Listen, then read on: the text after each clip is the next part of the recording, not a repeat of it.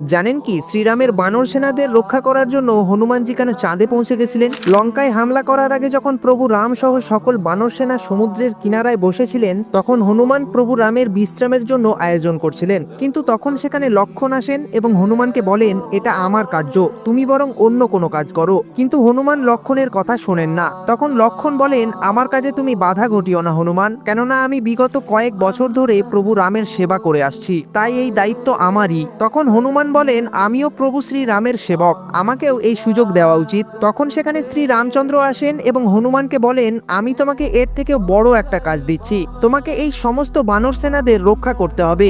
এটা শুনে হনুমান শ্রী রামের দেওয়া দায়িত্ব পালন করার জন্য একটি গাছের ওপরে চড়ে বসে, কিন্তু সেখান থেকে পুরো বানর সেনাদের দেখা যাচ্ছিল না। তাই হনুমান একটি পাহাড়ের উপরে উঠে যান, কিন্তু সেখান থেকেও তিনি পুরো বানর সেনাদের দেখতে পাচ্ছিলেন না। তখন হনুমান শেষ পর্যন্ত অর্ধচন্দ্রের উপরে উঠে বসেন আর সেখান থেকে পুরো বানর সেনাদের খেয়াল রাখতে থাকেন। জয় হনুমান, জয় বজরংবলী।